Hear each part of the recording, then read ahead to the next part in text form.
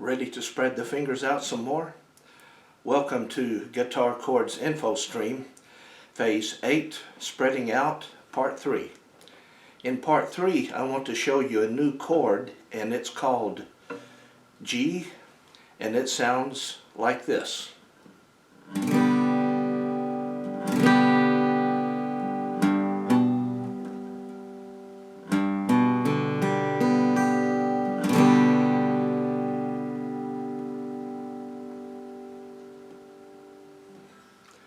Hey, to play this G chord, the best place to start when explaining how to play it is from the G7th chord that you learned back in Part 1. And all you have to change about this chord is, instead of on the first string having your first finger at the first fret, instead you would put your fourth finger at the third fret. So you would go from to.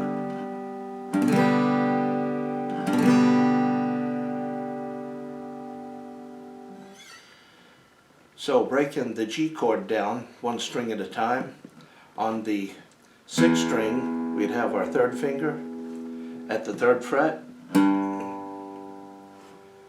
and on the 5th string we'd have our 2nd finger at the 2nd fret,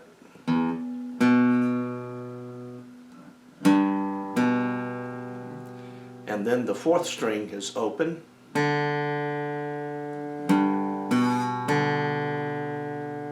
and the 3rd string is open,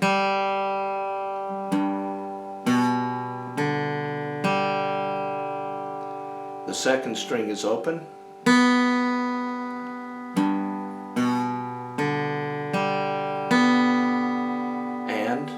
the 1st string we would have our 4th finger at the 3rd fret.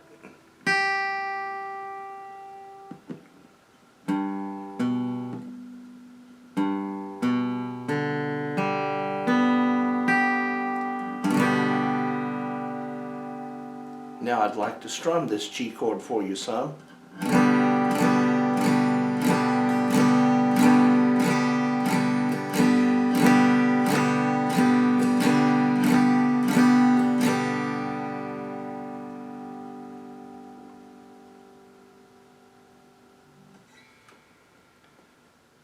And before we go on, I just want to talk a little bit about comparing this G chord to the bluegrass G that we learned earlier.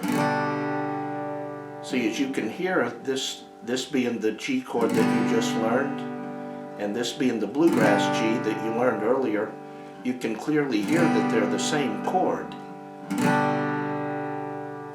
But the bluegrass G is just a different voicing of the G chord than the way it's traditionally played. And traditionally the G chord is played with this chord voicing. No, so that's just a little bit more trivia for you, because as I mentioned earlier, you'll often hear people refer to the bluegrass G as a G6 or G suspended or something fancy. And of course there's really no such thing as the bluegrass G. Again, it's just another way of playing the G chord. But do spend some time strumming this new G chord, or this new voicing of the G chord that you learned, because it's very important. And see, a lot of guitar teachers, they'll start their students out with chords like C and G7 and G. And the beginner's fingers usually are just not ready to make those chords, because they can be, well, they're just so challenging and intimidating because you have the fingers spread out so far, but on the fretboard. But now I believe your fingers are ready for them. So when you think you've spent enough time enjoying the sounds of this new G chord, then move on to Part 4, where we'll learn some more. Meanwhile, please like, comment, and subscribe, helping the channel out.